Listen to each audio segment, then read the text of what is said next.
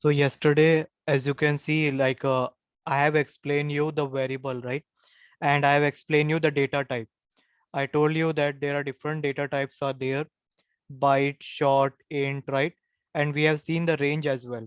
And I told you that you can declare the uh, data type, you can declare a value which comes under integer in byte short as well. But we're going to prefer that data type which occupy less memory. As I given you an example that if you declare any variable a as a 126, that variable you can define it as a byte as well. You can define in the short as well because 126 can come in byte as well, right? Minus 128 to 127, that will become in the short as well, right? From 32768 to 32767, and in integer as well. So always prefer, like in the interview, they might ask you, what is the data type for this number? So obviously many people, they will going to say integer, but you should say like an integer. But if you talk about memory efficient, then whichever the range that value comes, you should say that. For example, 126 will be byte if I say. Then if I talk about 100 or like suppose if I talk about 1000 will not come in the byte because the ranges will be from 128 to 127. So 1000 will come in the integer as well and the short as well. But which is more efficient in memory, in term of memory? Short, because they will going to occupy 2 bytes. 16 bit will be equal to how much? 2 byte. And they will be occupy, and their range will be from minus 32768, the minimum value a variable, a short data type variable can hold is 32,768, to the maximum value 32,767. Okay. Similarly, integer will occupy how much space? It will going to occupy 4 byte. 32 bit will be 4 byte. Always remember 8 bit is equal to 1 byte. Okay. So this is the kind of a data type. Similarly, you will have a long, you will have a float. Long will be hold the same integer data type, means without a decimal value.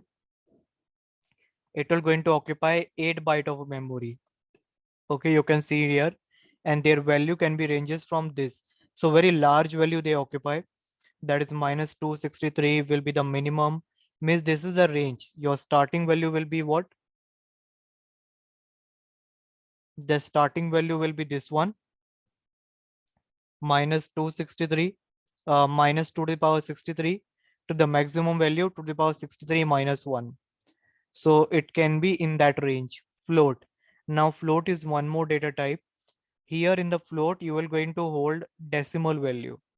Decimal value means that is having a decimal. Okay, means point. So how this will be going to represent? For example, if I say you a variable a is holding value this one, so it is come, it will be integer, right? It will not come under the short and byte. It will be integer. But if I say you like this 123.456, what will be the data type? The data type will be float. Float data type occupy 4 byte of a memory, and they used to hold a decimal value, means which is having a point after certain value. And a double is one more data type which occupy 8 byte, and they are also used to hold a value in any variable which is of a decimal value. But the difference between float and double is, for the float you represent a value like this. For whenever you declare a float variable, you are going to declare like this. Oh, 1 minute. Like this. A is equal to 123.678f. It means that this is a float value. Okay. Similarly, one more thing is that float can hold 6 digit after a decimal. Okay. But if you want to hold more than 6 digit after decimal, you should declare a variable with the value like this 123 dot like this. So it can hold more than 6 digit as well, but This will be this will be the data type of S will be double. They will going to occupy 8 byte. Float will going to occupy 4 byte. So in order to make a distinction between float and double, whenever you want to save any value having less than 6 digit after decimal, so you declare like this: F is for representing the float value. But in the double, you do not require that. By default, if it having more than 6 digit, it will be going to consider as a double. So these are the data type, means what kind of value a variable is holding. Okay, just a container. Variable is what? A container which is holding a value, and inside the memory will not going to search for a data. For example, yesterday we have run the program, right? So when we run the program, suppose in the same program, if you do the program of addition, suppose you declare integer c, and you are doing the you declare integer c, a is equal to 10 and b is equal to b comma 90. Okay, so here all c, a, b are the integer data. Now if you're going to do the addition, if you're going to do addition, a is equal to b. Okay, and you print it. So when you're going to run the program, your compiler or processor, they will going to search in the memory not for this data 10. They will going to search for the variable a. Once they reach to the variable, they will get this data. Okay, for example, suppose your friend, they visit to your house and they wanted to meet you. So your grandpa, he said he's in a he's in his room. Okay, he or maybe any like he's in room or she's in room. So once your friend reach to your room, they will find you, right? So here also the same thing happen. Data will be searched based on this variable, a container, not by data. When processor want to do the addition, they will not going to search in the memory with 10 or 90. They were going to search for the variable a. Once they reach to the variable a, they will get the data. It is something like an address which will going to give you, which will help you reach to the data. So that's why we call the variable as a container, and data type will going to tell what type of data a variable is holding. Similarly, there is a Boolean data type. Boolean data type hold only two value. What is that? True and false. So here also you need to be considered that suppose if I declare a value like this, is it correct if I say a is equal to true? No, no. Why? Because they hold a value this true and false. Everything is in the small. Even if you declare a variable like this, suppose if you declare a variable,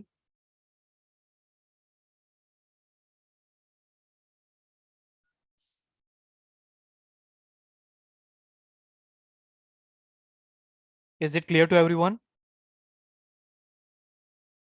Yes, Yes, sir. sir. Okay. So suppose if you declare a variable a, okay, and here a is holding a small value, or a is holding a value, this one. So this is correct or false? No, right? So don't means this will be a sometime confusing, and they might ask you in the interview as well. Tell me which one is correct. This one is correct or this one is correct. So you should be able to identify. When all are small, then only that is correct. Means a is a variable of what type? Boolean type, which is holding a value true. Similarly, b is a variable of what type? Which is having a value false, right? So this is a data type. Now a character value. Okay, character. Suppose you want to save a character value in any variable. How you're going to save it? Like this. So this f is what? Character type. Means it is holding the character data. True and false are what? Boolean data. Okay. So this is a character. This is a comment. You might be thinking why I've added this double forward slash. Just adding a comment. Comment means that will just to highlight what actually they are doing. This instruction is, or variable is holding what value. So this a is a character type. So now f is a variable which is holding a. And always remember, whenever you want to save any character data to any variable, you represent with a single quote. If you have a no C language, then you might be aware about it.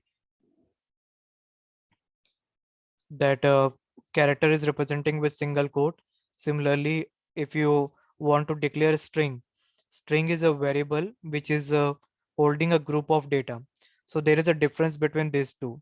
First one, f variable is of character type, which mean what? Which mean it is of a character type, means it is holding the character data. Next is D is a variable which is holding a value Amit, which means it's a string type. Okay, it means it is holding a string data. String means what? A group of a character. String means group of a character. Whenever you see that any variable is holding a group of character, it is called as a string. But how you're going to identify that? That it should be represented with a double quotes. You can see this. I have represented this string with a double quote, and for character is a single quote. So this is the difference between these two. F is a variable holding a value A, which is of a character type. D is a variable holding a value Amit, which is of a string type.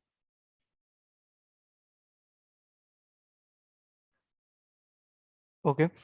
Do you understand what is character? What is string? What is a string? String which holds with the double quotes Hmm. Okay. And in the character? in a single quote. Okay.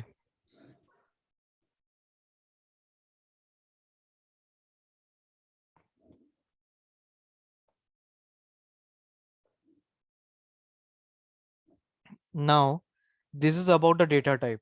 So before writing a program, you should be understand, like, you should be aware about what is a data type, what value they hold. So they might ask you a question, because the first round will be MCQ based. So there might be a chance multiple time they ask you these questions from this range. What is the range of any data type? So you should be aware about it. Next value, default value.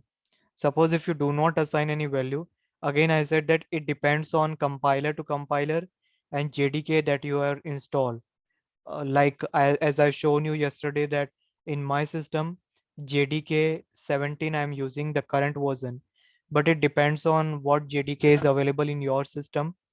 So it depends on the compiler and JDK. Suppose if you do not declare any value, if you do not assign any value to the any variable, by default, what value hold by the variable? Suppose you declare any just you declare a variable int a, and you are just printing this system dot out dot println. Okay. Normally for printing print we use println, means every time it will going to print in a new line. That's why I use println. Okay, so when you're going to print a, it's of an integer type. So by default, if you do not assign, here you can see, did I assign any value to a variable? No, right? Did I assign any value to this a variable? No, sir. No, right? Because here in this a, there is no value is assigned. So now by default, what value it will going to print? So if you can see on this like a table, byte value will going to print 0, short will going to print 0, integer will going to print 0, long will going to print 0, float will going to print 0 dot 0, double 0 dot 0. Like that, these are the default value. Means if you do not assign any value and try to access it, it will going to print the default value. But this is not necessarily always be a same. It might be depends on the compiler that you are using. And as you can see, you can read it here as well. It's not always necessary to assign a value when the field is declared. Field that are declared but not initialized will be set to the reasonable default value by the compiler. Generally speaking, the default value will be 0 or null depending on the data type. Relying on such default value, it's shown in the table. So in this default value, it will be always 0 or null. Like for string, it will be a null. And for Boolean, the by default value will be false. So these are the default value, but again, it depends on the compiler that you install and JDK you install in your system. So if you have done work in C language, you might be aware that if you do not initialize any value, it was printing some garbage value. Garbage value means a random value it prints. But in case of Java, it not happens. They print default value or they give some error. So these are the default value. And about the data types, is it clear to everyone? Yes, sir. Uh, yeah. Yes, sir. Hmm. So we can you can go through this link. Okay, in this link you will find all the data type variable range and how to declare a variable. This is are the basic thing you already might be aware about it. Variable, always remember, they might ask you a question. This there are few points that you should be note down, that variable should never be start with a number. Okay, variable should never start with number. So if suppose if any variable you find in the program that is starting with the number, then that variable will give an error. Suppose we declare a variable like this, then it will going to give you an error. Okay, so always remember there are few points that you should be aware, that variable should never be declared with a number. However, if you declare like this, it will going to work. Okay, it will work because a is a variable, or you can, it usually compiler think that a variable first part, it's just like a movie part 1, part 2, part 3 like that, but it is going to distinguish, right? Here a1 a2, right? So this is okay, but it should never start with a number. If you declare this and you want to print it, it will going to give an error. Okay, and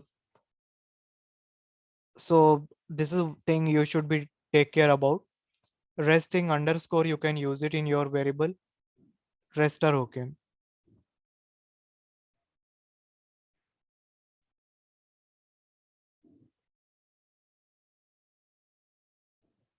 So now you can see this example as well, and you can prepare this invalid cannot put underscore, right? Underscore you can print it, underscore you can add it, but only in few places. You cannot add like this in between number. Underscore you can only add in a variable, not in a value. If you put underscore in a value, it will going to give you error. You can see here that I have declared a variable float here, and I am assigning a value 3.14, but I have added underscore. So will it work? No. Why? Because underscore, if you add it, it will going to convert the type of data from number to the string or some other format. So it will be a combination of number and string. We cannot say string as well because this is not declared in the double quotes. So it will not be able to identify, compiler will not be able to identify what kind of value it is, so it will give an error. Similarly, you should be take care that the value that you assign it should not be having underscore. However, you can assign, you can use underscore in the variable x1 x2 and all, but you should not use in the value. Okay, so this thing you should be take care. So this is about the data type and variable. Okay, any question, any one of you? Anyone having any question? No, sir. Okay. No, sir. Okay. So let me start an operator as well today. So we're going to run program together, and those who already know, they can also practice from this program. So let me start an operator. So operator means what? Like there are different operator. Operator, variable, they are common in every programming language. Only the way they usually represent, or we usually write those, might be vary, but the operator types, operator name will always remain same. So those who have already have a experience in the any other programming language, they might be aware about it. So in Java as well, there are multiple operators are there. Operator means that kind of operation you can do it, like mathematical operation, like addition, arithmetic operation, right? So those are the operation that you can do it. Comparison you can do it. Relational operator, finding greater than, less than. So that comes under a different operator. Operator is very important to understand because they in the interview they ask from postfix and prefix. Postfix and prefix are the two type of an operator that they mostly ask. Increment, decrement. Okay, we call as increment, decrement. Unary operator, binary operator, multiplication, addition, subtraction, shifting, bitwise and, exclusive or, logical and, assignment. These are the different operator that are supported by Java. Okay, let me tell you one more thing. So how we are going to distinguish between the operator type? Whenever any operator that works on a single variable, they are called as a unary operator. Those operator which work on a single variable like a, okay, a plus plus. So this increment decrement operator, they can work on a single variable as well. What does it mean? It means that you are incrementing the value of a by 1. Whenever you see this, it means that postfix increment.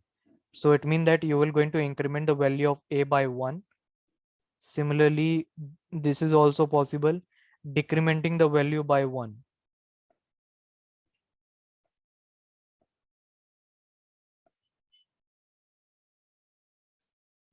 Decrement value by 1, and here increment value by 1.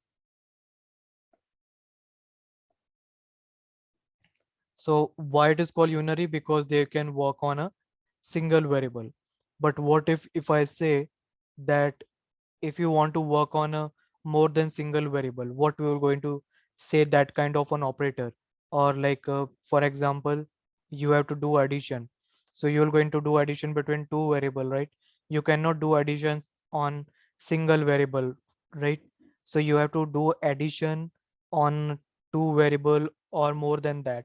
So when you have a two variable, or when you're working with more than single variable, those kind of an operator is called binary operator, like arithmetic operation, relation operator, means less than, greater than, right? If I say you, can you find out on a single variable greater than symbol? It won't work, right? You need at least have a idea, like you can check two variable only, right? That whether a is greater than b, or whether b is less than, or whether b is greater than a. So you need a two variable, right? That is called binary. Similarly, if there is a more than two variable, that are called as a ternary operator, where more than one variable an operation you have to perform. So this is about the operator types. If they like unary operator, binary operator, ternary operator, these all things are very useful. These are the foundation. Like based on this, you have to do operation and coding. This all looks very simple and like easy, but you cannot ignore this, because based on this only you have to write the programs, and you have to clear the round as well in the interviews, because in the interview might be they ask you question based on this. So this looks simple and easy, but this is somewhat tricky. Okay, so arithmetic operation you already aware. Mod operation are, I hope you are aware about it. Mod operation represent with percent symbol. Everyone, are you aware about this mod operator? Yes, sir. Yes, yes, sir. Anyone who don't know mod operator? Anyone?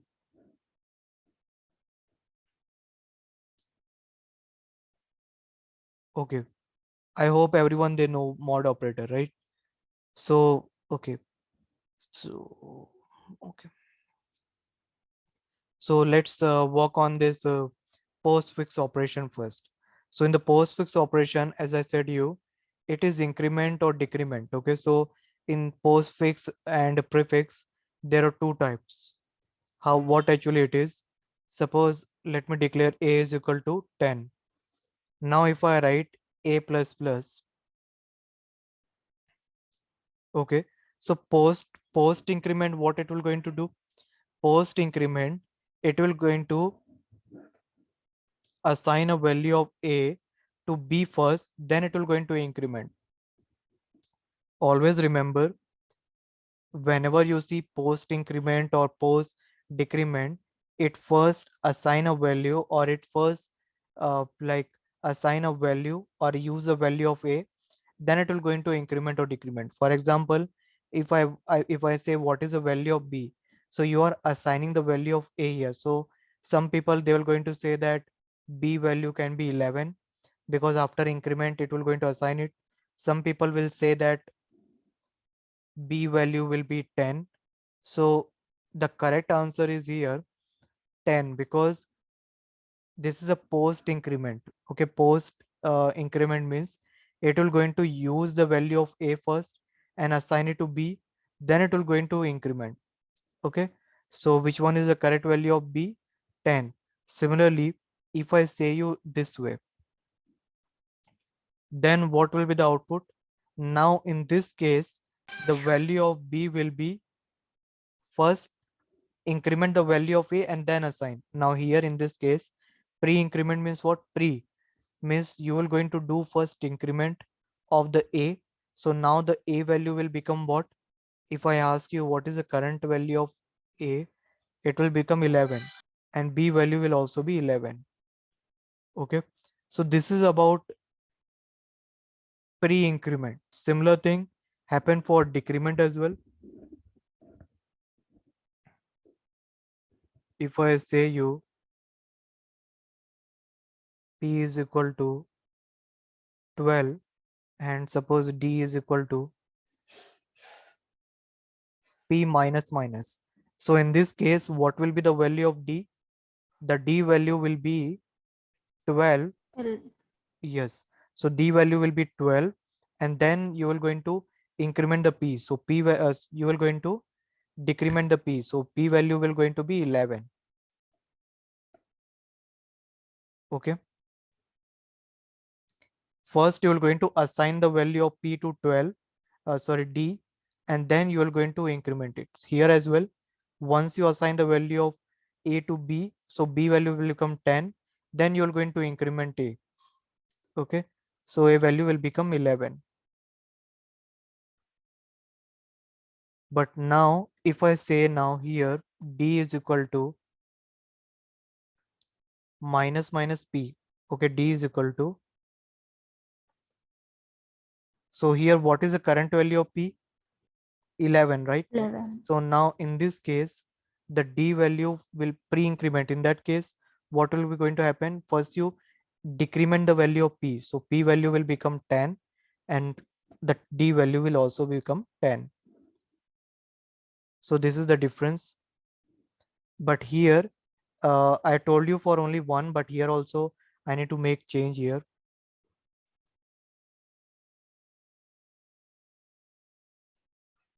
So here, as you assign the value of a to b, so b value become 10, but after that a value will increment and a value will become 11. Now here, once you find a pre-increment, so a value will become 12 here, a value will become 12, and then it will assign to this, so b value as well become 12. Is it clear to everyone? Is it clear to everyone? Yes, sir. What about others? Is it clear what is pre-increment and decrement, or post-increment decrement? Yes, sir. Understood. Yes, Yes, sir. yes, Okay. sir. If I ask question, will you able to answer? Sir. Okay. Yes, sir.